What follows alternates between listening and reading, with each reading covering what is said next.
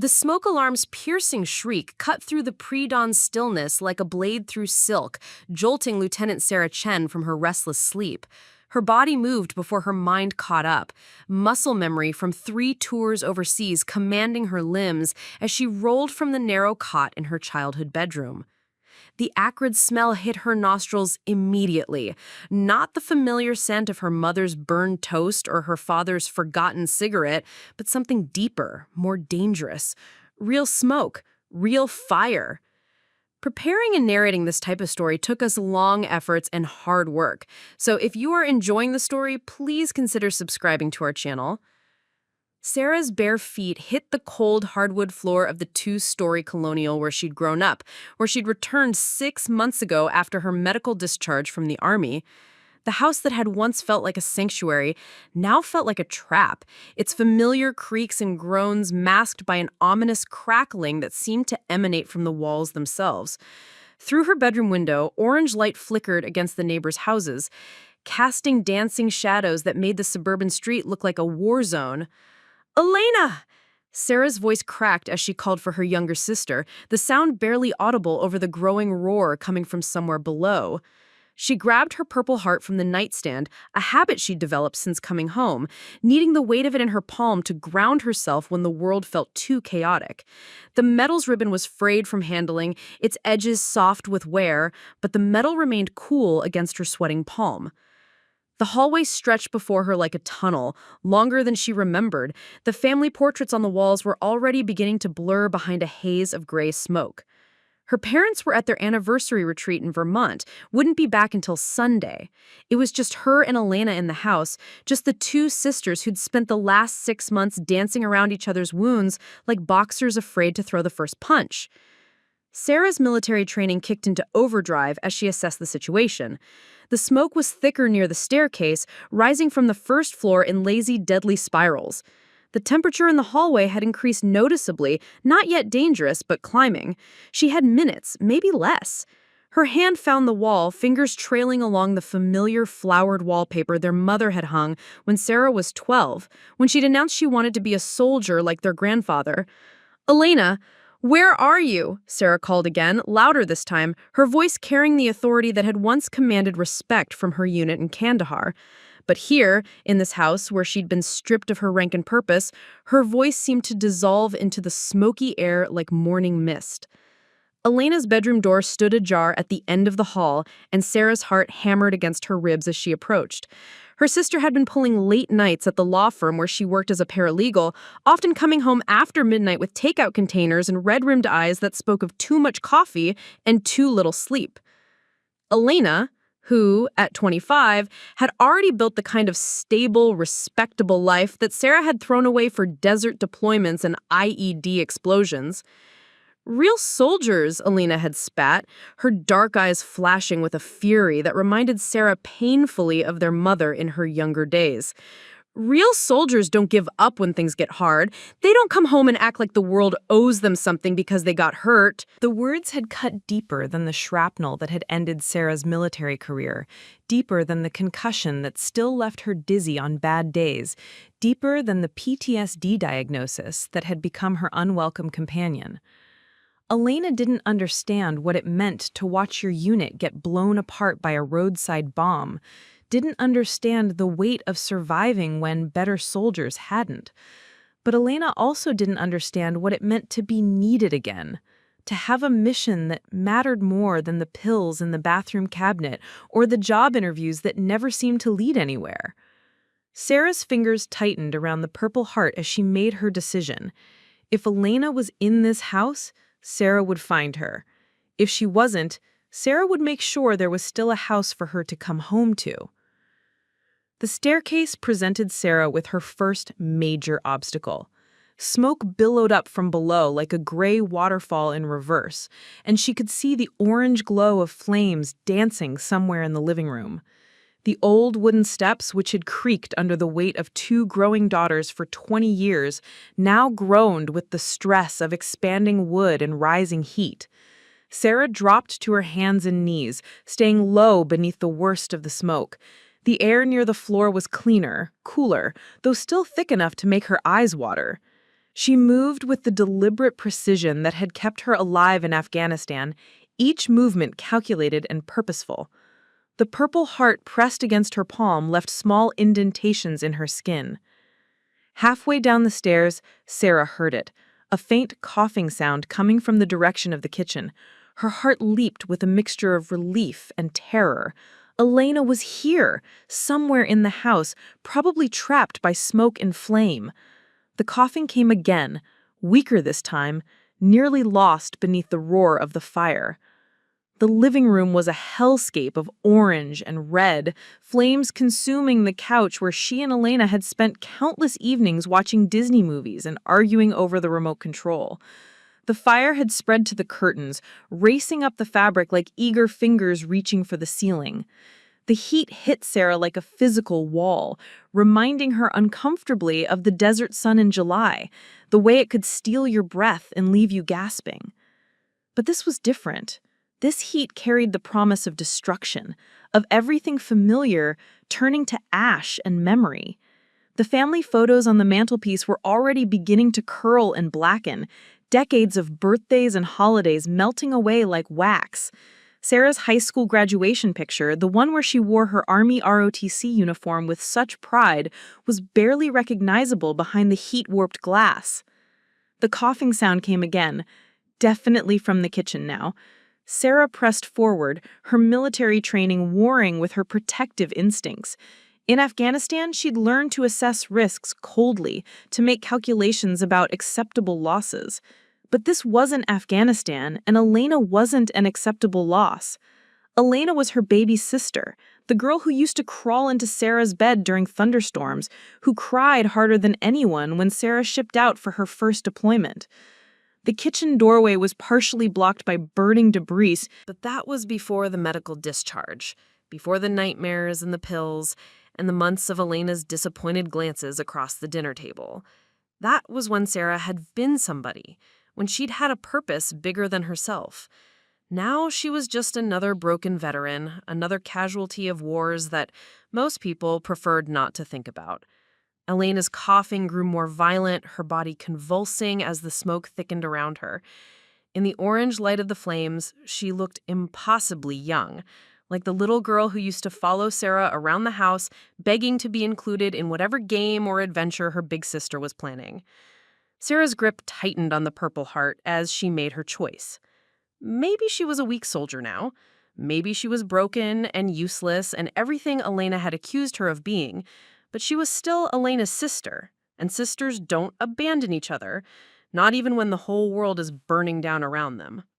The kitchen ceiling chose that moment to rain down another shower of burning debris, and Sarah realized with crystalline clarity that whatever she was going to do, she needed to do it now. The fire was moving faster than she'd anticipated, spreading with the hungry efficiency of something that had been waiting too long to feed.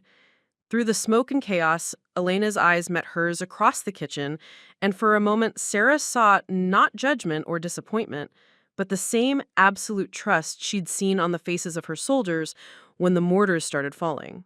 Elena believed Sarah would save her, the way she'd always believed Sarah could fix anything, protect anyone, be the hero their family needed. The question was whether Sarah still believed it herself. Sarah had always been a morning person, even before the Army taught her to appreciate the quiet hours before dawn, when the world held its breath and waited for direction. In her civilian life, the life she was still struggling to build 6 months after her medical discharge, she woke at 0500 hours out of habit, not necessity. The discipline remained, even when the purpose had been stripped away.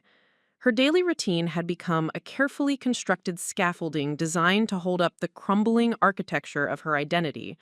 Wake up, shower in exactly 4 minutes, dress in clothes that never quite felt right without the familiar weight of combat boots and tactical gear, downstairs to make coffee in the same ceramic mug she'd used since high school, the one with the faded Army logo that Elena always glared at over her own breakfast. The house felt different in the early morning silence, haunted by the echoes of who Sarah used to be.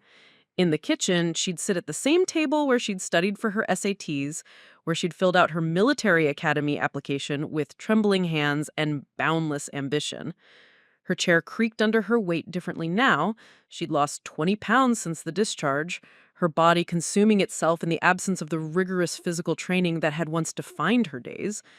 Elena was usually gone by the time Sarah emerged from her morning routine. Her sister left early for the law firm, her heels clicking against the hardwood floors with the confident rhythm of someone who knew exactly where she belonged in the world. Sometimes Sarah would find a note on the refrigerator. Milk expired, threw it out. Or, Dad called, wants us to visit next weekend. Mundane communications that somehow felt like diplomatic messages between warring nations. The notes never said what both sisters were thinking, that Sarah's presence in the house had shifted everything, that the family dynamic had been permanently altered by her return. Elena had lived here alone with their parents for 3 years while Sarah served overseas, had carved out her own space and established her own relationships with her mother and father. Sarah's homecoming had been a disruption disguised as a celebration. On better days, Sarah would spend her mornings applying for jobs that required security clearances she no longer qualified for, or civilian positions that seemed to speak a language she'd forgotten how to understand. The corporate world operated by rules that bore no resemblance to military protocol, required skills in networking and self-promotion that felt alien to someone trained to follow orders and accomplish missions through teamwork and sacrifice. Her laptop sat on the kitchen table like an accusation, its screen filled with rejection emails and automated responses. "Thank you for your interest in our company, but we've decided to move forward with other candidates." The language was always polite, always professional, never acknowledging that 28 years old should be young enough to start over, that a Purple Heart recipient should be valuable to somebody, somewhere. The worst part was Elena, watching her struggle, seeing her sister's increasingly frustrated glances at the stack of printed job applications that grew thicker each week while the responses grew thinner. Elena, who had landed her paralegal position straight out of college and was already being courted by law schools, couldn't understand why Sarah seemed incapable of translating her military experience into civilian success. "You commanded soldiers," Elena had said one morning 3 weeks ago, stirring sugar into her coffee with mechanical precision. "You made life and death decisions. How is answering phones at an insurance company beneath you?" The question had hung in the air between them like smoke, neither sister willing to acknowledge the real issue, that Sarah wasn't the same person who had left for Afghanistan 3 years earlier, and Elena wasn't the same little sister who had cried at the airport during deployment ceremonies. Sarah's afternoons were dedicated to physical therapy appointments that felt more like punishment than healing. The VA hospital smelled like disinfectant and unfulfilled promises, its waiting rooms filled with veterans in various stages of putting themselves back together.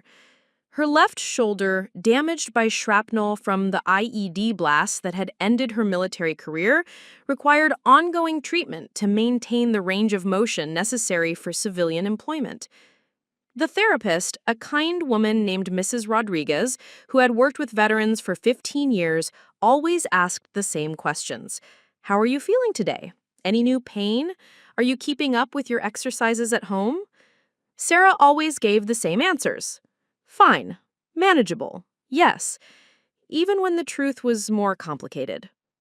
The exercises were simple but exhausting, designed to strengthen muscles that had been torn and rebuilt, to restore function to joints that had been shocked back into submission.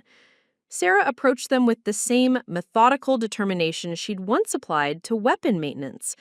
But the results felt incremental, insufficient, like trying to fill an ocean with a teaspoon. Between therapy sessions, Sarah would drive her father's pickup truck through neighborhoods she'd known since childhood, noting how everything had changed in her absence. New restaurants had opened where familiar landmarks used to stand. Young families had moved into houses she remembered being occupied by elderly couples. The elementary school where both she and Elena had learned to read now had additional wings and updated playground equipment that looked nothing like the metal jungle gym where Sarah had first decided she wanted to be strong enough to protect people. The driving helped somehow, The mechanical act of steering and signaling and checking mirrors gave her hands something to do while her mind wandered through memories that felt increasingly distant from her current reality.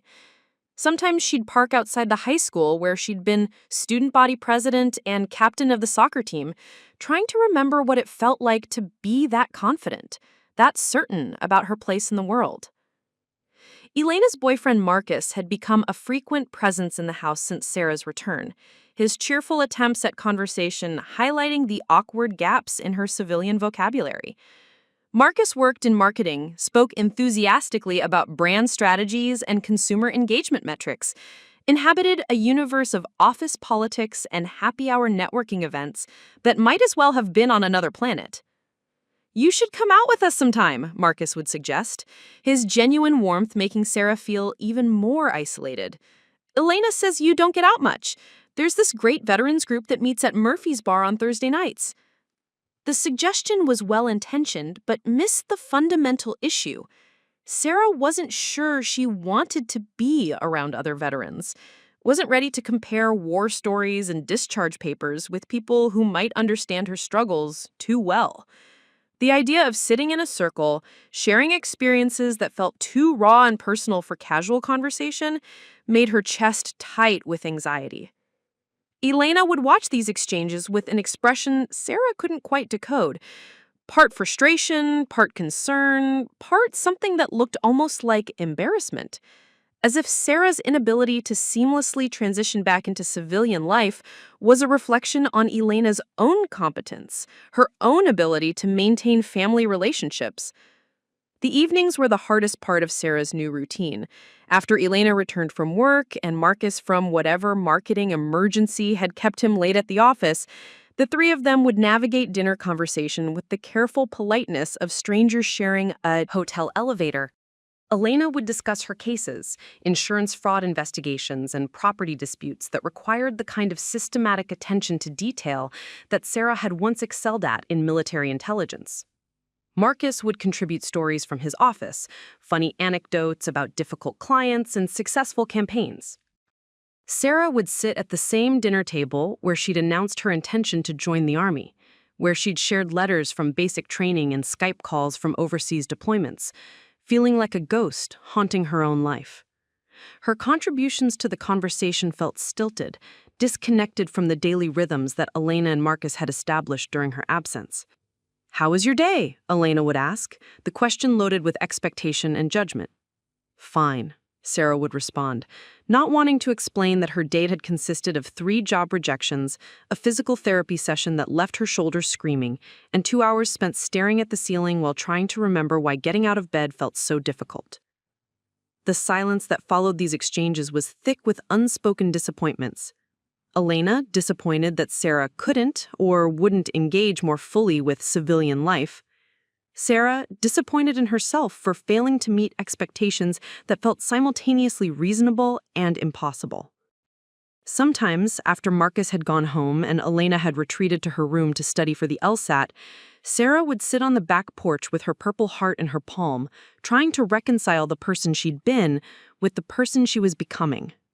The metal felt heavier at night, weighted with memories of the explosion that had earned it. The way the world had gone white and silent for 3 seconds before the screaming started. The weight of Sergeant Martinez's unconscious body as she dragged him to safety.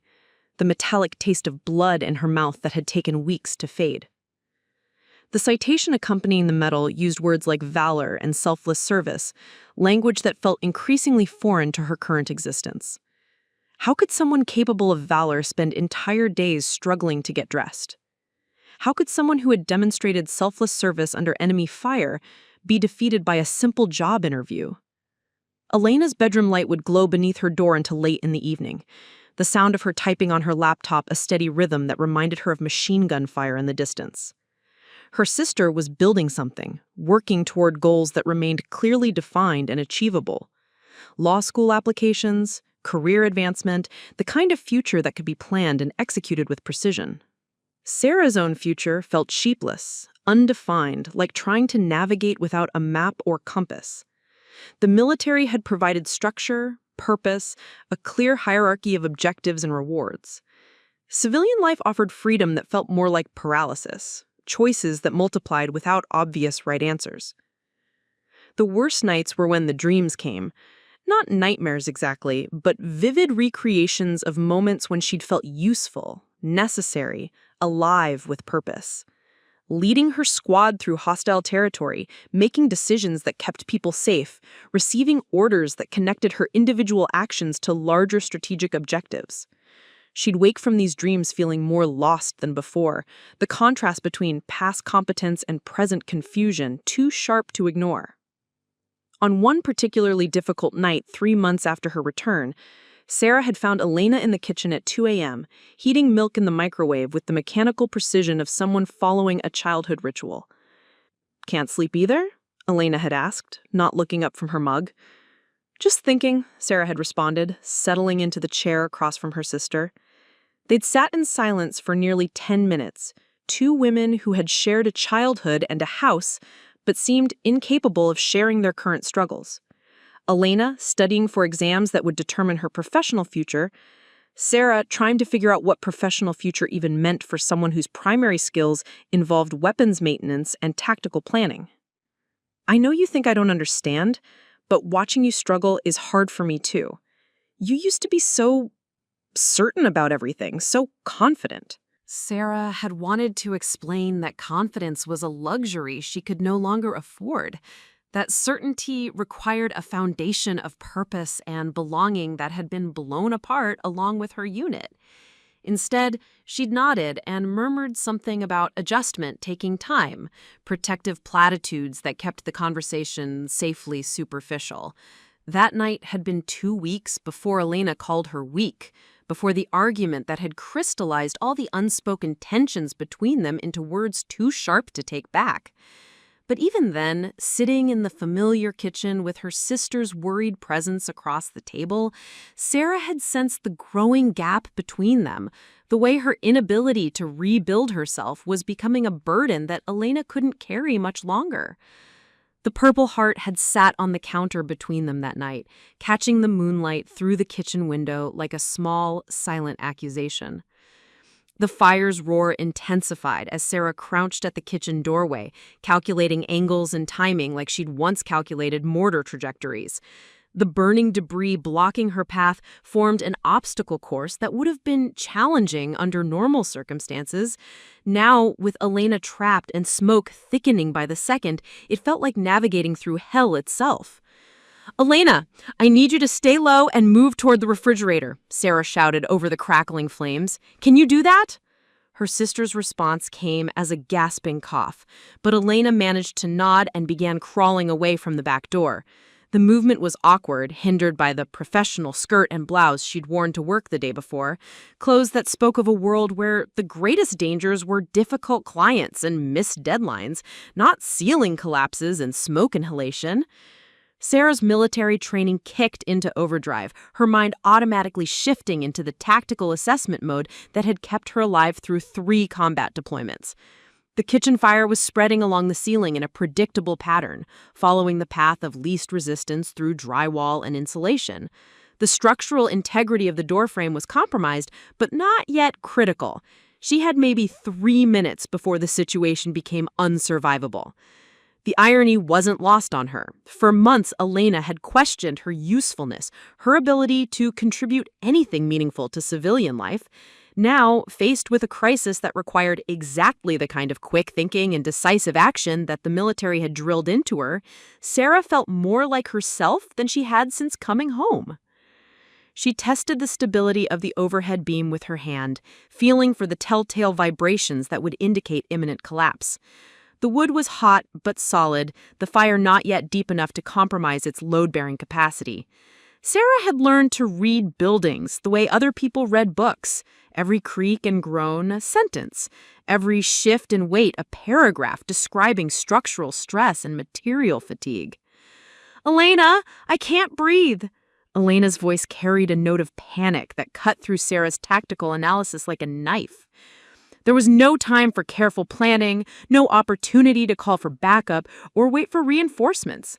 Sarah grabbed a dish towel from the counter, soaked it quickly in the sink, despite the scalding temperature of the water coming from pipes heated by the surrounding fire, and tied it around her nose and mouth. The makeshift respirator would buy her minutes at most, but minutes might be enough. Moving through the burning debris required the same kind of controlled aggression she'd used in urban combat situations. Quick, deliberate movements that minimized exposure time while maximizing forward progress. Sarah dropped to her belly and army crawled beneath the worst of the smoke, her purple heart pressed against her ribs as she dragged herself across the kitchen floor. The linoleum was already beginning to warp from the heat, its surface sticky and treacherous. Sarah's hands found purchase on the familiar geography of the kitchen she'd helped her mother reorganize countless times. The slightly loose floorboard near the sink, the raised transition between different types of flooring, the baseboard that never quite fit properly against the wall. Elena had managed to reach the refrigerator, her back pressed against its white metal surface as she struggled to breathe through the increasingly thick smoke. Her face was streaked with soot and tears, her professional composure completely stripped away to reveal the frightened 25-year-old who still sometimes called Sarah when thunderstorms woke her up at night. "I've got you," Sarah said as she reached her sister, the words coming out automatically, the same phrase she'd used with wounded soldiers, the same tone of absolute conviction that had convinced dying men they were going to make it home. Elena's eyes were wide with terror, and something else.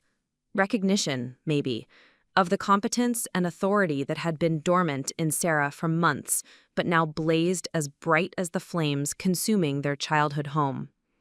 For the first time since Sarah's return from Afghanistan, Elena was looking at her sister and seeing a soldier instead of a patient. The back door remained jammed, its wooden frame swollen beyond any possibility of normal opening. Sarah examined the security bars on the windows, iron rectangles that their father had installed with military precision, designed to keep intruders out, but now serving as a prison for his daughters. The bars were set into the window frame with heavy-duty screws, not something that could be removed quickly even with proper tools. Sarah's mind raced through alternatives with the systematic efficiency that had once made her one of the most effective squad leaders in her battalion. The kitchen window above the sink was smaller but unbarred. Their father had reasoned that its height above ground level made it an unlikely entry point for burglars. It would be a tight fit, especially for Elena, who was taller and less accustomed to squeezing through unconventional spaces, but it represented their only viable exit. "We're going out the window above the sink," Sarah announced, having to shout now as the fire's roar increased in volume and intensity. Elena shook her head frantically. "I can't. I'm afraid of heights. You know that." Sarah did know that. Elena had been terrified of heights since childhood, had refused to climb the oak tree in their backyard even when Sarah promised to catch her if she fell. But the window was their only option, and fear was a luxury neither of them could afford. "Listen to me," Sarah said, grabbing Elena's face with both hands and forcing her sister to meet her eyes. "I have done this before. I have gotten people out of worse situations than this. Do you trust me?" Elena's response came without hesitation. Yes. The word hit Sarah with unexpected force. Despite months of tension and disappointment, despite Elena's accusations of weakness and failure to adapt to civilian life, her sister's trust in her remained absolute. It was the same trust Sarah had seen in the eyes of her soldiers when the situation went sideways and lives depended on her decisions. Moving Elena to the window required careful choreography.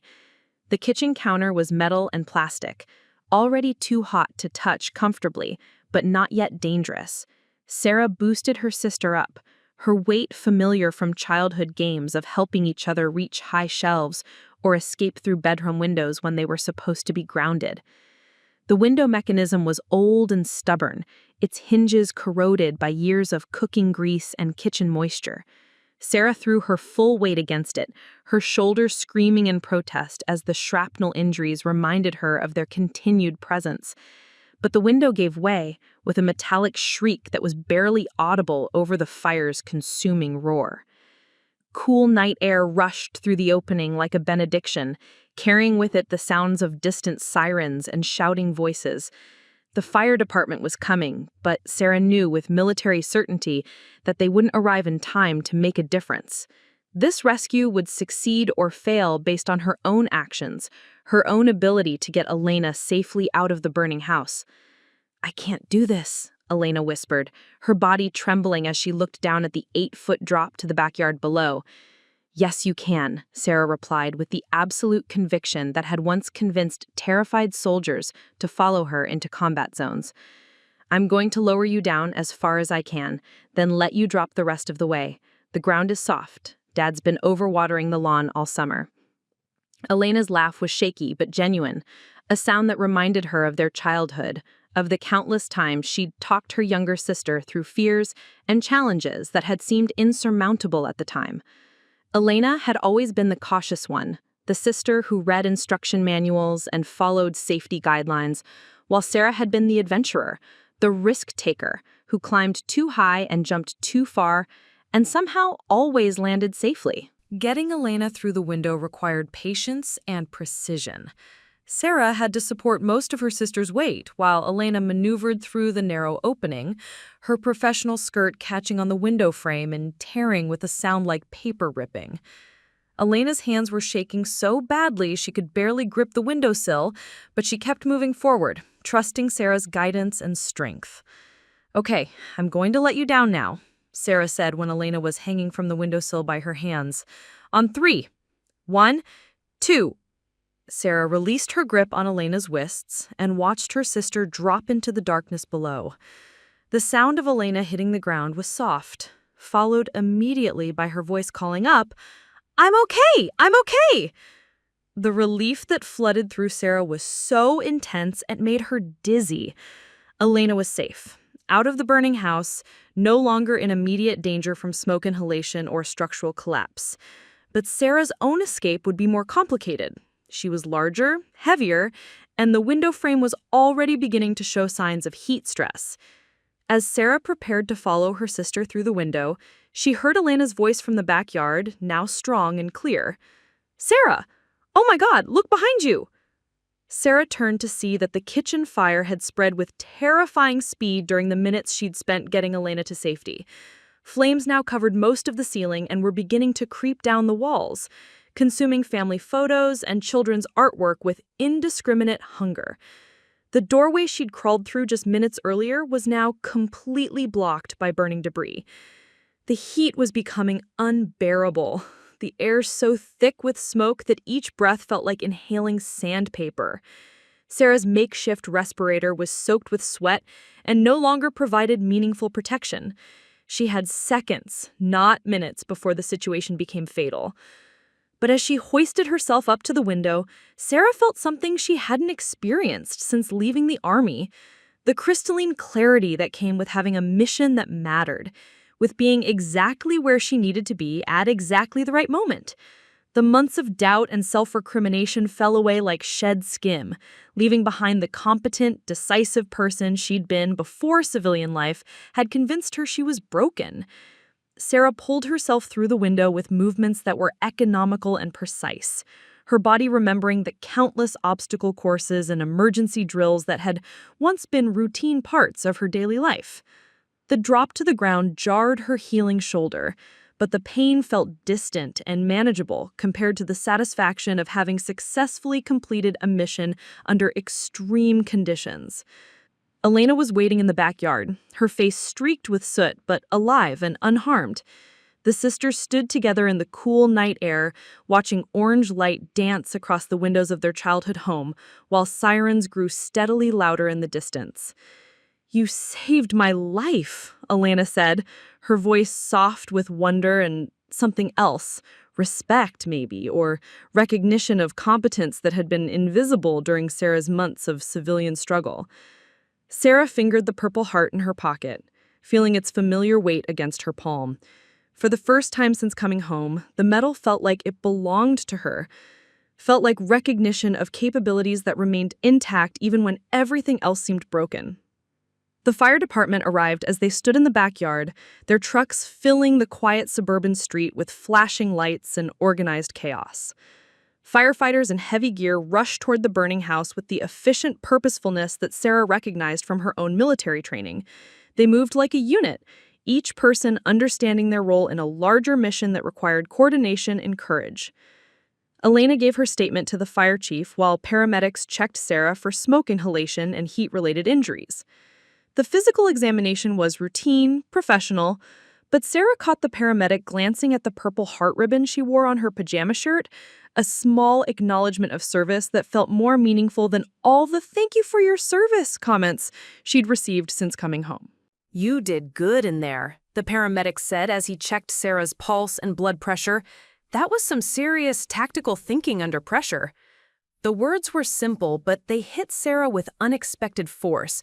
Someone was recognizing her competence again, acknowledging skills that she'd begun to doubt still existed. For months, the only feedback she'd received had been rejection letters and worried glances from family members who didn't know how to help her transition back to civilian life. As dawn approached and the firefighters contained the blaze, Sarah found herself standing with Elena in front of the remains of their childhood home, watching smoke drift across a neighborhood that had always represented safety and continuity. The house was damaged but not destroyed. The fire had been contained to the kitchen and part of the living room, leaving most of the structure intact. "I'm sorry," Elena said suddenly, her voice barely audible over the sounds of emergency vehicles and shouting firefighters. Sarah knew what her sister was apologizing for: the months of tension, the accusation of weakness, the failure to understand that coming home from war required its own kind of courage. But she also knew that apologies could wait. What mattered now was that they were both alive, both safe, both beginning to understand each other in ways that hadn't been possible before the fire forced them to rediscover who they were when everything else was stripped away. The Purple Heart felt warm in Sarah's pocket, no longer a symbol of a past she couldn't reclaim, but a reminder of capabilities that remained available when they were needed most. "Oh, honey, we're so grateful you're both safe," she said, embracing Elena first and then Sarah. "When we saw the flames, we were so worried. Your parents are going to be beside themselves when they find out." Sarah's parents. In the chaos of the rescue and investigation, neither sister had thought to call Vermont to interrupt their anniversary celebration with news that would send them racing back to Ohio. Elena pulled out her phone with shaking hands, then looked at Sarah with an expression that asked for guidance, a reversal of their usual dynamic that both sisters noticed. "I'll call them," Sarah said, accepting the responsibility with the same matter-of-fact competence she'd shown during the rescue. The conversation with their father was one of the hardest things Sarah had done since coming home from Afghanistan. William Chen's voice cracked when she explained what had happened, when she described finding Elena trapped in the kitchen and carrying her to safety through smoke and flames. "You saved your sister," he said, his words thick with emotion that he rarely allowed himself to express. "Sarah, you saved my baby girl." Their mother cried when she took the phone, her sobs carrying across the cellular connection with raw intensity. Margaret Chen had worried about both her daughters in different ways: Elena's relentless pursuit of professional success, Sarah's struggle to find purpose after military service. Now one of those worries had been violently resolved, replaced by overwhelming gratitude and pride. "We're coming home right now," their mother announced. "We'll be there by tonight." As Sarah ended the call, she became aware that a small crowd had gathered in the street: neighbors, firefighters, and paramedics who had heard the story of the rescue and wanted to understand how a struggling veteran had transformed into a hero in the space of 20 minutes. Fire Chief Michael Thompson, a 30-year veteran who had overseen hundreds of emergency responses, approached Sarah with the kind of respect usually reserved for fellow professionals. "That was textbook tactical rescue work," he said, his voice carrying the authority of someone who understood the difference between lucky survival and skillful action. "You assessed the situation, prioritized objectives, and executed a plan under extreme conditions. That's not something you learn in civilian life." The recognition hit Sarah harder than she'd expected. For months, she'd felt like her military training was a liability in civilian contexts, a set of skills that had no application in a world of job interviews and office politics. But Chief Thompson was acknowledging that those same skills had saved Elena's life, had made the difference between tragedy and survival. "Where did you serve?" Thompson asked, and Sarah found herself standing straighter as she answered. "Afghanistan. 3 tours. Combat engineer and squad leader." Thompson nodded with the understanding of someone who recognized what those words meant. The responsibilities carried, the decisions made under pressure, the weight of keeping people alive in situations where split-second mistakes could be fatal. "We could use someone with your training and experience," he said, handing Sarah a business card. "Riverside Fire Department. Chief Michael Thompson." An offer! Not just any job, but one that would use her military skills, that would give her the kind of mission-focused purpose she'd been craving since her discharge. Elena had been listening to this exchange with growing amazement, watching her sister receive recognition and respect from professionals who understood competence when they saw it. The transformation was dramatic. Sarah standing taller, speaking with confidence, accepting acknowledgement that she deserved but had been denied in the civilian job market. "I need to tell you something," Elena said suddenly, stepping away from Marcus to address Sarah directly. "What I said 2 months ago about you being weak, I was wrong. Completely wrong." Had stripped away the careful politeness that had characterized their relationship since Sarah's return, replaced it with raw honesty that couldn't wait for privacy. "I didn't understand what you'd been through, what you'd given up," Elena continued, her voice growing stronger as she spoke. "I thought coming home meant everything should just go back to normal, that you should be able to slide into civilian life like you'd never left. But you're not the same person who left for Afghanistan, and that's not a weakness. It's because you've done things and seen things that changed you." Sarah felt tears threatening, not the bitter tears of frustration that had come so often during her months of unemployment and rejection, but something cleaner, more honest. Elena was seeing her clearly for the first time, acknowledging not just her competence, but the cost of developing that competence. Marcus stepped forward, his usual easy confidence replaced by something more thoughtful. "Elena told me about your tours, about the Purple Heart, but I don't think I really understood what that meant until tonight. Watching you take charge, seeing how you handled the crisis, that's not something you can fake or learn from a book." The recognition was spreading through the crowd of neighbors and emergency workers like ripples in still water. Mrs. Patterson was telling the story to other neighbors as they arrived, her voice filled with pride as she described Sarah's rescue of Elena. The narrative was shifting in real time, Sarah transforming from the struggling veteran who couldn't hold down a civilian job to the hero who had saved her sister's life. But the most important recognition came from Elena herself, who approached Sarah as the crowd began to disperse and emergency vehicles started leaving the scene. "I owe you more than my life," Elena said quietly. "I owe you an apology for not understanding that being strong enough to survive war doesn't automatically make you strong enough to survive peace. They're different kinds of strength, aren't they?" Sarah considered the question, fingering the Purple Heart in her pocket. "I think maybe they're the same strength. I just forgot I had it for a while."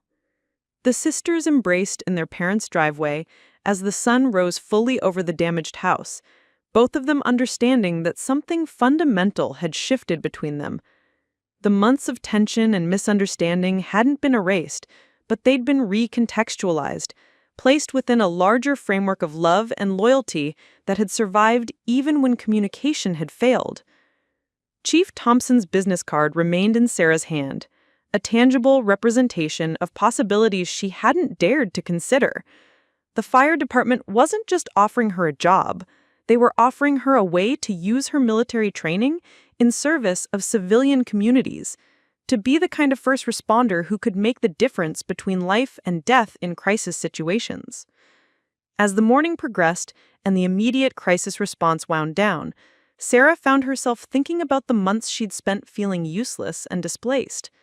The skills that had made her an effective soldier, tactical thinking, decisive action under pressure, the ability to remain calm in chaotic situations, hadn't disappeared when she left the military. They'd simply been waiting for the right circumstances to prove their continued relevance. Elena stayed close to Sarah throughout the morning, as if afraid that distance might break the new understanding between them. When insurance adjusters arrived to assess the damage, Elena deferred to Sarah's more technical knowledge of structural integrity and fire damage patterns. When reporters from the local newspaper showed up to cover the story, Elena insisted they interview Sarah, not her. "My sister is the hero here," Elena told the reporter, a young woman who seemed eager to write a human interest story about family bonds and civilian heroism. "She's a decorated veteran who saved my life, and I think people should know about that." The questions were respectful, but probing, designed to extract the kind of personal details that would make the story resonate with readers. Sarah found herself describing her military service in ways she hadn't since coming home, talking about leadership responsibilities and combat experiences without the self-consciousness that had plagued her job interviews. "What made you decide to go back into the burning house?" the reporter asked. Sarah considered the question, thinking about the complex mix of training, instinct, and love that had driven her decision. "She's my sister, and I had the skills to help her. Sometimes it's that simple." But even as she gave this simple answer, Sarah knew the truth was more complicated. Saving Elena had been about more than family loyalty. It had been about rediscovering her own competence, about proving to herself that the person she'd been in Afghanistan still existed, still had value, still had contributions to make. The newspaper article, which appeared in the evening edition with the headline, "Veteran Saves Sister from House Fire," marked the beginning of a transformation in how Sarah was perceived by her community. The story was picked up by other local media outlets, then by regional papers interested in positive news about veterans successfully transitioning to civilian life. Elena read every article, shared every social media post, made sure that everyone who had questioned Sarah's ability to contribute to civilian society understood exactly what kind of person they'd been judging. The campaign wasn't organized or calculated. It was simply Elena making sure the truth was told, that Sarah received the recognition she'd earned. "You know what the best part is?"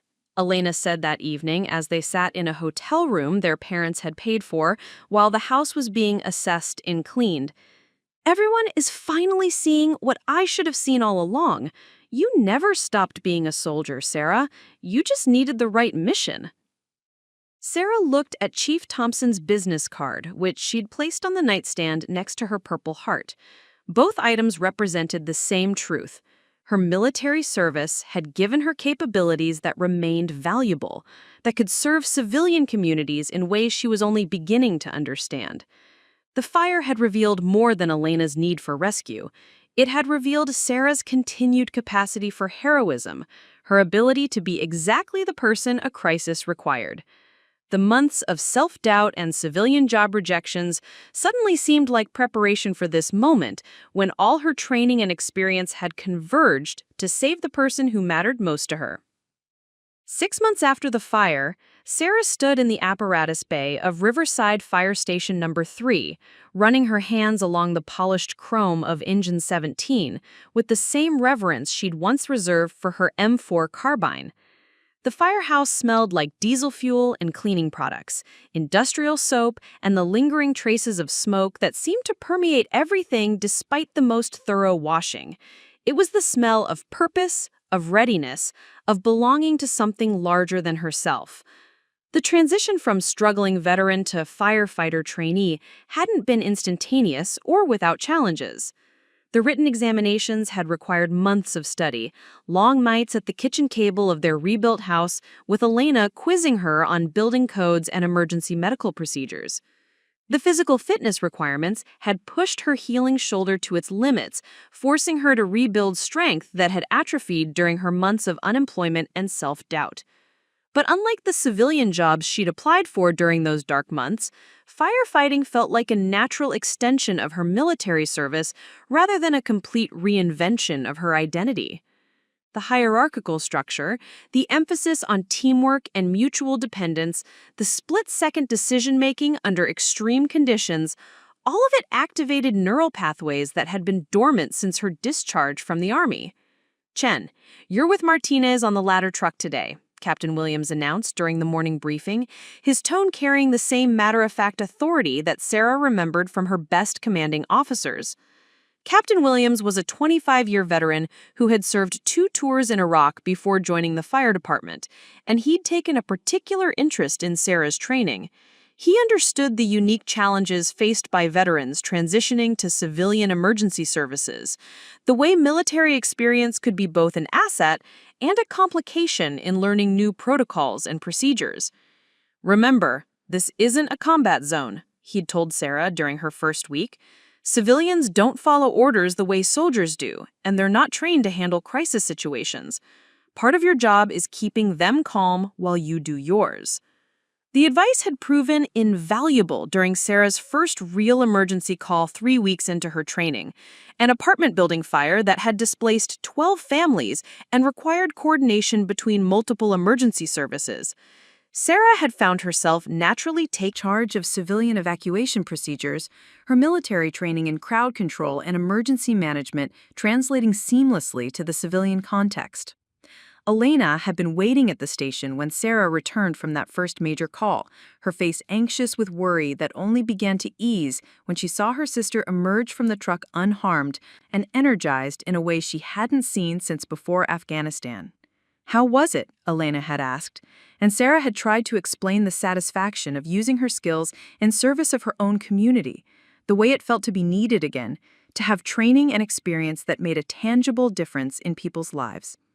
The relationship between the sisters had undergone a complete transformation since the night of the fire. Elena had thrown herself into understanding Sarah's military experience, reading books about PTSD and veteran transition issues, attending family support groups at the VA hospital. She'd become Sarah's fiercest advocate, using her legal research skills to help other veterans navigate the bureaucratic maze of disability claims and job placement services. "I want to specialize in veterans law," Elena had announced one evening over dinner at their parents' rebuilt kitchen table. "There are so many people like you who just need someone to understand what they've been through, to help translate their military experience into civilian opportunities." The decision had surprised no one. Elena's natural advocacy skills and attention to detail made her ideally suited for the complex legal challenges faced by veterans, and her personal experience with Sarah's struggles gave her insights that couldn't be learned from textbooks alone. The rebuilt house bore subtle reminders of the fire that had changed everything.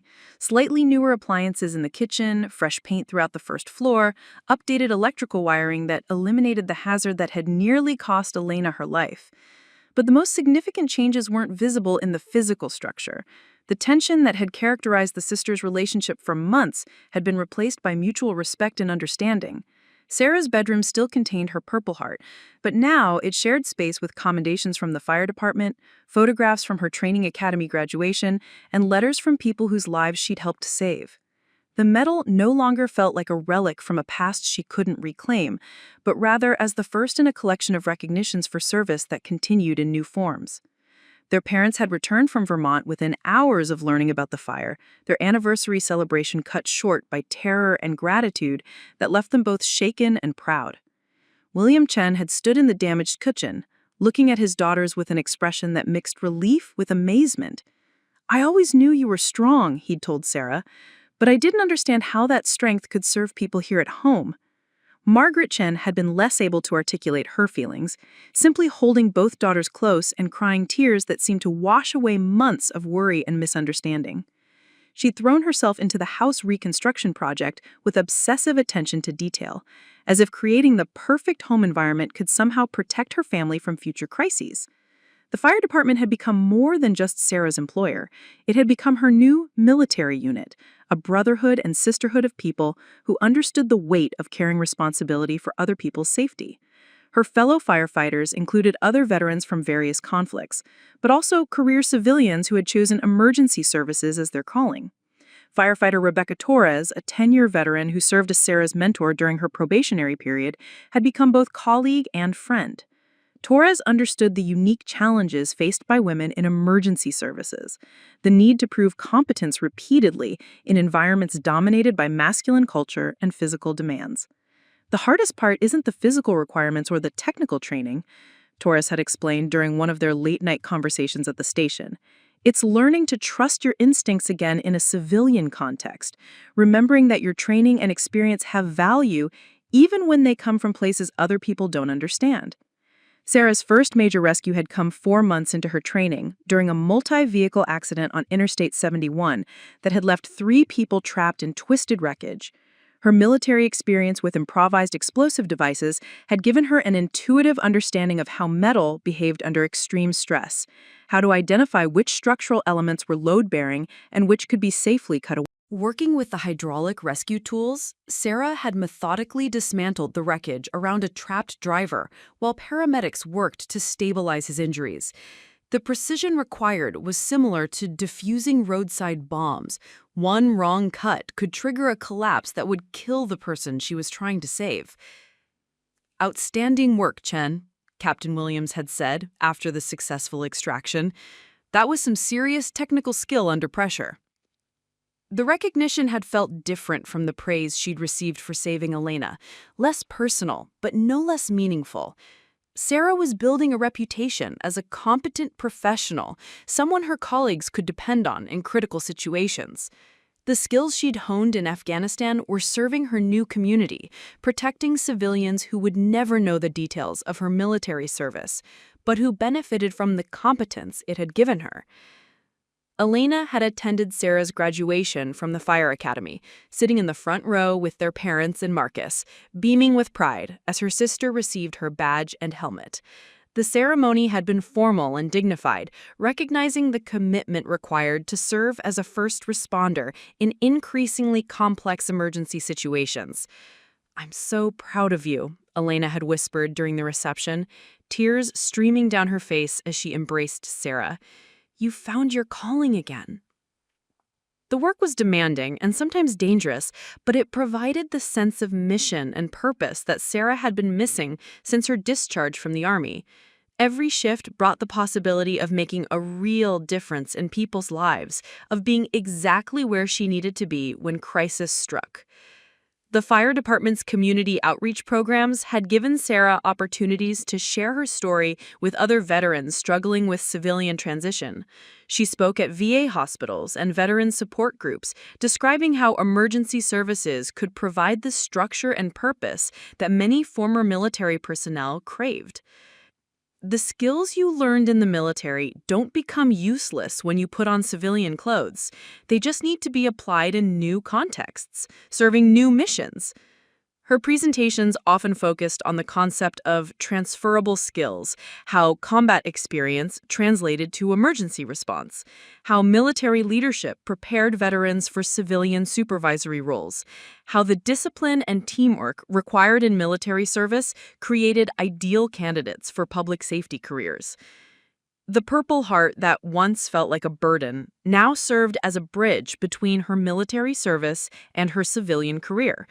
During school visits and community presentations, Sarah would explain how the medal represented not just her individual sacrifice, but the broader principle of serving others even at personal risk. Children would ask to touch the medal, their small fingers tracing its edges, while Sarah explained what it meant to put other people's safety ahead of your own comfort and security. These interactions reminded her that heroism wasn't limited to combat zones. It could be found wherever people chose to serve their communities despite personal risk. Elena had begun dating Marcus more seriously. Their relationship deepened by the crisis that had revealed both Sarah's capabilities and Elena's capacity for growth and understanding.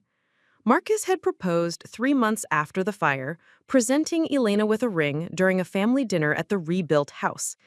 "I want to marry someone who understands what real strength looks like," he'd said, glancing meaningfully at Sarah as he spoke. "Someone who comes from a family that knows how to take care of each other." The engagement had brought new joy to the Chen family, but it had also highlighted how much everyone had changed since Sarah's return from Afghanistan.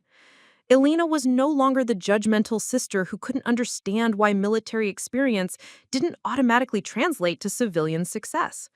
Marcus was no longer the well-meaning but clueless boyfriend who offered inappropriate advice about networking and attitude adjustment.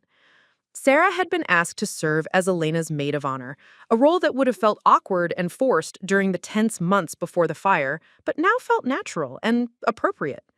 The sisters had begun planning the wedding together, their conversations filled with the easy intimacy that had characterized their childhood relationship.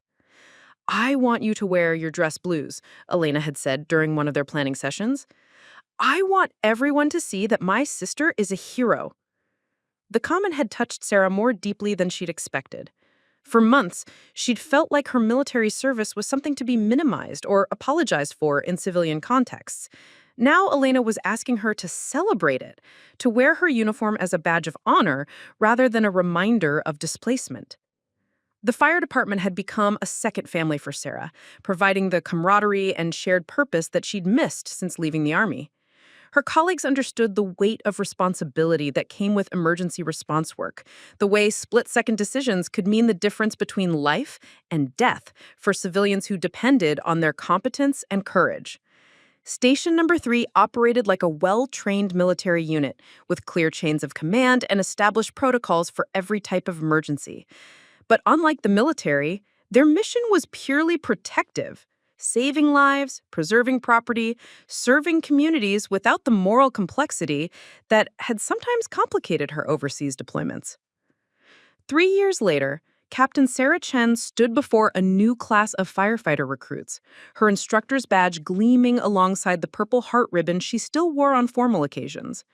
The training facility buzzed with nervous energy as 24 men and women prepared to begin their journey into emergency services, their faces reflecting the same mixture of determination and uncertainty that Sarah remembered from her own first day. Some of you come from military backgrounds, some of you are fresh out of college, some are career changers looking for work that matters. What you all have in common is the desire to serve your community when people need you most. In the front row sat Marcus Rivera, a Marine veteran whose discharge paperwork bore similarities to Sarah's own medical documentation. His left leg bore the scars of an IED blast that ended his military career, and his eyes held the same lost expression that Sarah had seen in her own mirror during those difficult months after coming home. "Training will challenge every assumption you have about your own capabilities," Sarah continued, making eye contact with Rivera as she spoke. "You'll discover strengths you didn't know you possessed, and you'll confront limitations that will force you to grow beyond what you thought possible." The parallels weren't lost on her. 3 years ago, she'd been the struggling veteran sitting in audiences like this one, listening to speakers talk about second chances and transferable skills, while privately doubting whether she had anything valuable to contribute. Now she was the speaker, the success story, the living proof that military experience could translate into meaningful civilian service. Elena sat in the visitors' gallery, her law degree finally complete and her practice specializing in veterans advocacy growing steadily. She'd driven over from her new office to watch Sarah's presentation, their relationship now characterized by mutual support and professional respect, rather than the tension and misunderstanding that had defined their earlier interactions. The wedding had taken place 18 months after the fire, in the backyard of their parents' rebuilt house, beneath an arch of flowers that Mrs. Patterson had helped arrange.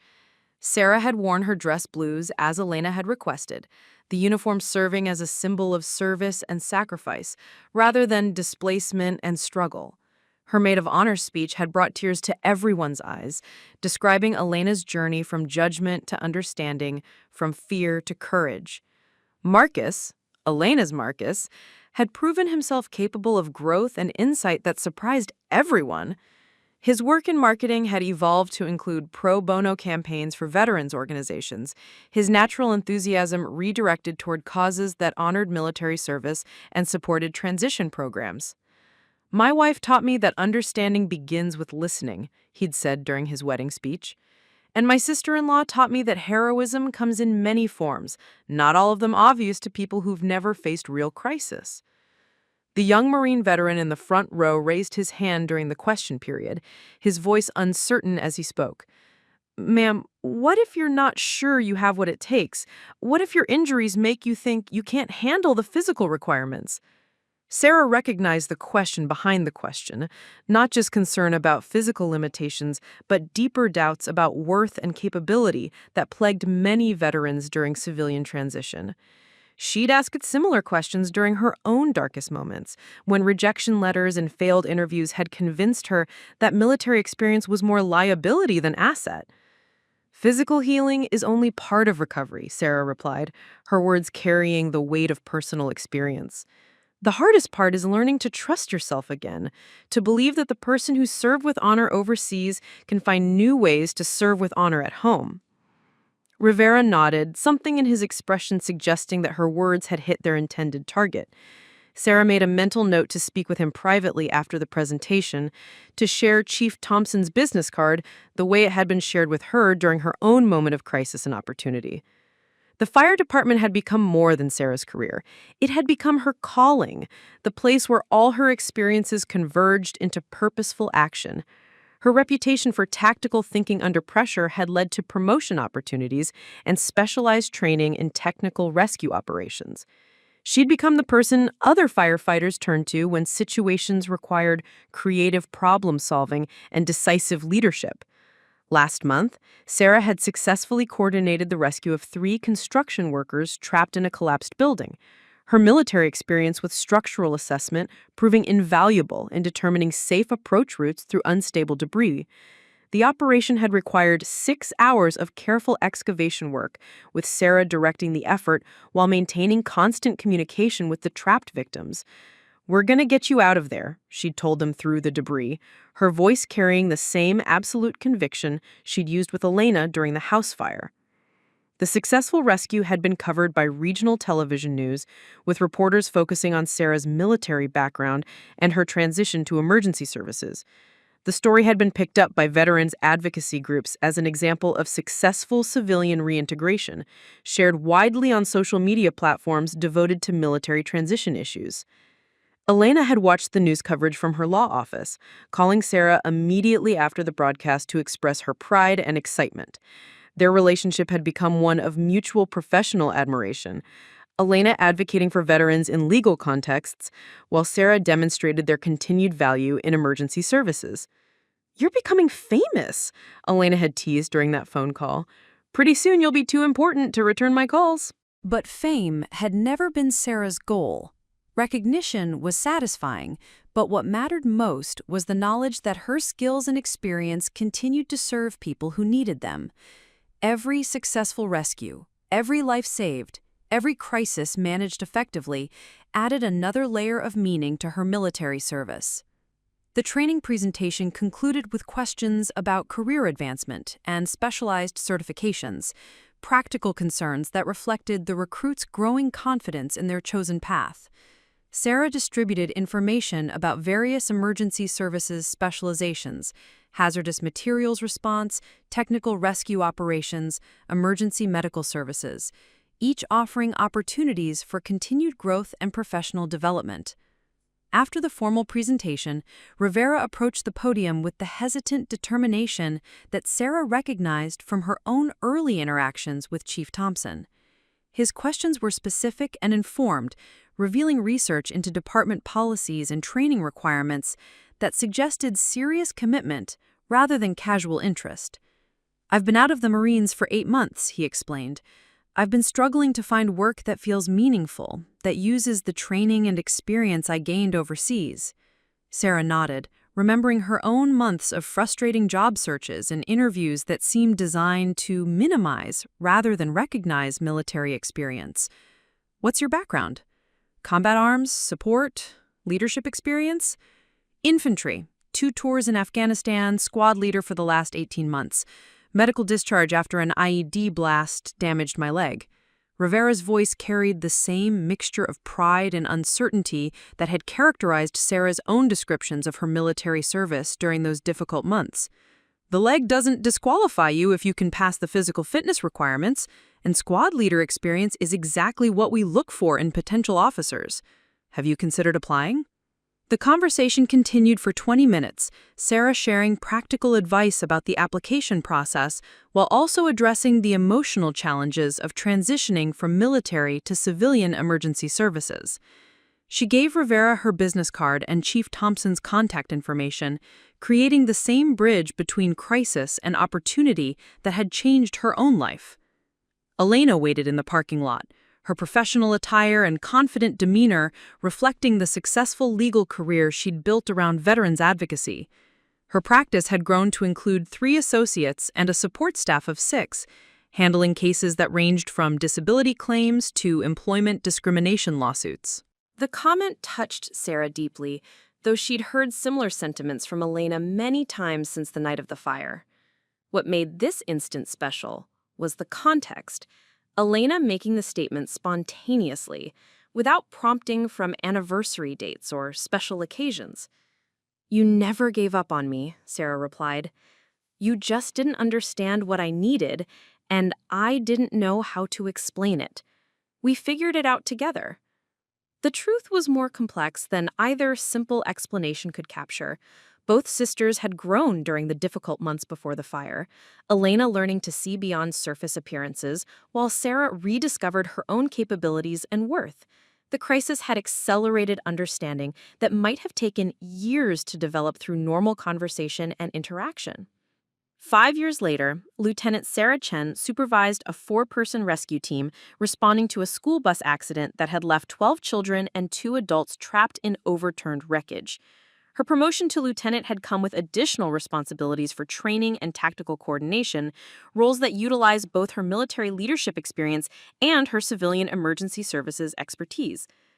The accident scene was chaos: screaming children, panicked parents, twisted metal that had once been a safe means of transportation. Sarah's team worked with methodical precision, each member understanding their role in the larger mission of extracting victims safely and efficiently. "Chen, what's your assessment?" Chief Thompson asked over the radio, his voice calm despite the magnitude of the emergency. Sarah surveyed the wreckage with eyes trained by years of evaluating structural damage under pressure. The bus had rolled twice before coming to rest against a utility pole, its frame twisted but not compromised to the point of imminent collapse. All victims were conscious and responsive, though several showed signs of potential spinal injuries that would require careful extraction procedures. "Stable, but time-sensitive," Sarah reported, requesting additional medical units and the heavy rescue truck for hydraulic tools. "We need to remove the rear emergency door to create a proper extraction point." The operation took 3 hours, each victim removed with careful attention to potential injuries and trauma. Sarah coordinated between multiple emergency services, fire department, paramedics, police officers managing traffic and crowd control. Her military experience with multi-unit operations proved invaluable in maintaining clear communication and avoiding the confusion that could turn a manageable emergency into a tragic disaster. The last child extracted was a 7-year-old girl named Amy, whose leg was pinned beneath a twisted seat frame. Sarah worked personally on this extraction, her hands steady as she operated the hydraulic spreaders while paramedics maintained cervical spine stabilization. "Hey there, sweetheart," Sarah said to Amy as she worked, her voice gentle despite the urgency of the situation. "I'm going to get you out of here, okay? Can you tell me your favorite color?" "Purple," Amy whispered, her eyes wide with fear but trusting in the way that only children could manage during crisis situations. "Purple is perfect," Sarah replied, thinking of her own Purple Heart and the long journey that had brought her to this moment. "I have something purple at home that's very special to me. When we get you out of here, I'll tell you all about it." The successful rescue of all 12 children and 2 adults became another defining moment in Sarah's career, another example of military training serving civilian communities in ways that politicians and policymakers rarely understood. The local media focused on her tactical leadership during the crisis, her ability to coordinate complex operations while maintaining personal connections with victims. Elena had arrived at the hospital where the injured children were being treated, not as Sarah's sister, but as a legal advocate representing several families who wanted to understand their rights regarding the bus company's safety record. Her practice had grown to include personal injury cases involving veterans and military families, her unique perspective allowing her to bridge gaps between military and civilian legal cultures. 12 kids went home to their families tonight because of what you did, Elena told Sarah, as they sat in the hospital cafeteria hours after the last child had been cleared for discharge. Sarah nodded, feeling the familiar satisfaction that came with successful missions, with using her skills to protect people who couldn't protect themselves. But she also felt something deeper, a sense of completion, of having found the place where all her experiences and capabilities converged into meaningful service. 10 years after the house fire that had changed everything between them, Elena stood at the podium of the National Veterans Advocacy Conference, delivering the keynote address to an audience of lawyers, social workers, and policymakers dedicated to supporting military families. "My sister taught me heroism isn't a single act," Elena said, her voice carrying across the conference hall with the authority of someone who had earned the right to speak about courage and sacrifice. "It's a choice to keep serving, to keep finding ways to use your strengths in service of others, even when the world tells you those strengths are no longer needed." Sarah sat in the front row, wearing her dress uniform and carrying the Purple Heart that had become a symbol of continuity rather than conclusion. She'd been promoted to captain 6 months earlier, her responsibilities now including department-wide training programs and interagency coordination for major emergencies. The audience for Elena's speech included dozens of veterans and military families who had benefited from the legal advocacy network she'd helped build. Her practice had grown into a multi-state organization specializing in veterans issues, with offices in 12 cities and a staff of 42 attorneys and support personnel. "My sister called me weak once," Elena continued, her eyes finding Sarah's in the audience. "She was wrong, but she was also struggling with her own transition from military to civilian life. What I learned from our journey together is that strength takes many forms, and sometimes the strongest thing you can do is admit you need help understanding someone else's experience." The speech received a standing ovation, but Sarah was most moved by the private conversation they shared afterward in Elena's hotel room. Her sister had become a national voice for veterans advocacy, her legal expertise combined with personal experience, creating a platform that influenced policy at state and federal levels. This remarkable story follows two sisters whose lives were forever changed by a single night of crisis that revealed the true meaning of courage, service, and family bonds. What begins as a tale of misunderstanding and family tension transforms into an inspiring narrative about finding purpose through service to others. Sarah Chen, a military veteran who earned a Purple Heart during her service in Afghanistan. After returning home, she struggled with the transition to civilian life, sleeping in her childhood bedroom and grappling with survivor's guilt and uncertainty about her future. Her family, particularly her sister Elena, initially viewed her as weak and directionless. Elena Chen, Sarah's younger sister, a driven law student preparing for the LSAT with clear career ambitions in corporate or family law.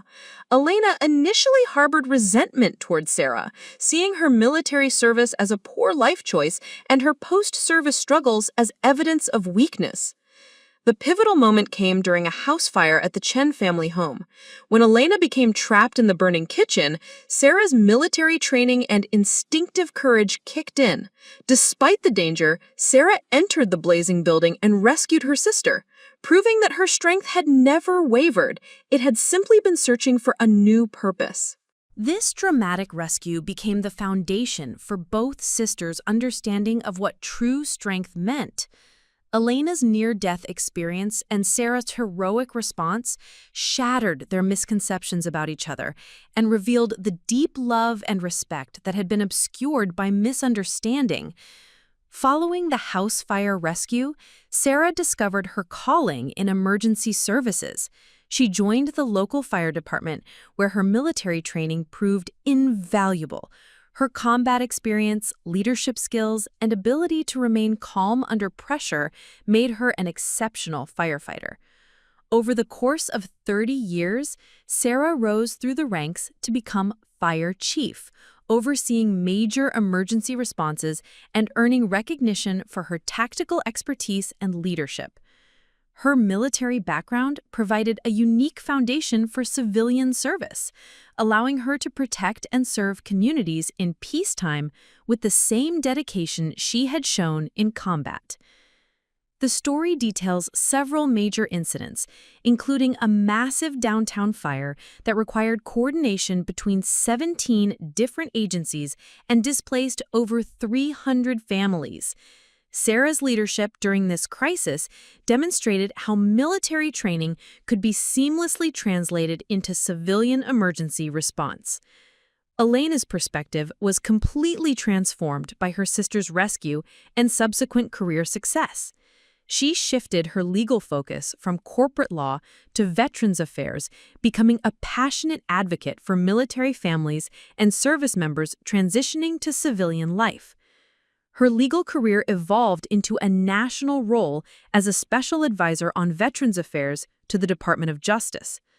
Elena's work influenced federal legislation, improved veterans' access to legal services, and created better support systems for military families dealing with deployment and reintegration challenges. The transformation extended beyond the two sisters to their entire family. Their parents, William and Margaret Chen, became actively involved in veterans support work. William volunteered with veterans transition programs, while Margaret organized support groups for military families. The family dynamics shifted completely from tension and misunderstanding to shared missions and mutual support. Dinner conversations evolved from uncomfortable silences to discussions about service, sacrifice, and community impact. Elena's eventual marriage to Marcus, whose own career evolved to focus on nonprofit marketing for veterans organizations, demonstrated how the sisters' commitment to service influenced everyone around them. Marcus's campaigns raised millions of dollars for transition programs and mental health services. The story spans several decades, showing how the sisters' transformed relationship and commitment to service influenced multiple generations. Sarah became a mentor to countless veterans transitioning to emergency services careers, while Elena's advocacy work shaped policy at national levels. One particularly moving thread follows Marcus Rivera, a Marine veteran whom Sarah mentored early in her firefighting career. Rivera's successful transition to paramedic work inspired his own son to consider emergency services, demonstrating how individual acts of mentorship create generational impacts. As Sarah's career progressed, she received numerous commendations and recognition for her service. The Purple Heart, which had once felt like a burden connecting her to a painful past, evolved into a symbol of continuous service and the foundation for her civilian career protecting others. The story details Sarah's final speech as fire chief, where she acknowledged Elena's role in challenging her to find new ways to serve. "My sister once called me a weak soldier. She was wrong about the weak part, but she was right to question what kind of soldier I was becoming. I had to learn that strength and service don't end when you take off the uniform. They just find new expressions." Even in retirement, both sisters continued their commitment to service. Sarah and her partner Rebecca, a fellow firefighter, accepted assignments with the Red Cross to train military families in disaster preparedness. Elena wrote books about military families and the challenges of reintegration, sharing their story as a case study for successful transition. The story includes their annual pilgrimages to Arlington National Cemetery, where they honor fallen comrades and continue mentoring new generations of veterans. During one such visit, they encounter Corporal Lisa Martinez, a Marine facing medical discharge, representing the ongoing cycle of service and mentorship. The Chen family home, rebuilt after the fire, became a gathering place for veterans, firefighters, and their families. The rebuilt kitchen where Elena nearly died now serves meals to dozens of people whose lives have been touched by the sisters' example of service. A memorial rosebush planted in the garden serves as a living reminder that beauty can grow from the darkest soil. The garden becomes a place of pilgrimage for families who have been helped by Sarah's firefighting teams and Elena's legal advocacy. The story powerfully illustrates how crisis can become a catalyst for transformation. The house fire forced both sisters to confront their assumptions about strength, courage, and service. Elena learned that Sarah's struggles weren't signs of weakness, but evidence of someone searching for new ways to channel existing strength. Sarah discovered that her military training and protective instincts could find meaningful expression in civilian emergency services. Her transition from broken veteran to accomplished firefighter wasn't linear or easy, but it was ultimately successful because it aligned with her fundamental identity as someone who protects others.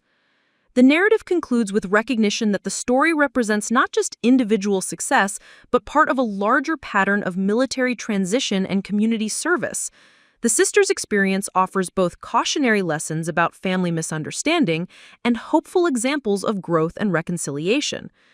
Their story has become a template for successful military transition, shared in academic conferences and training programs designed to help other families navigate similar challenges.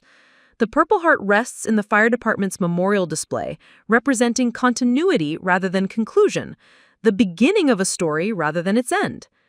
The final image shows the sisters in their garden, two women who learned that the greatest victories aren't won on battlefields, but in quiet moments when people choose to believe in each other, forgive each other, and build something beautiful from the ashes of what came before.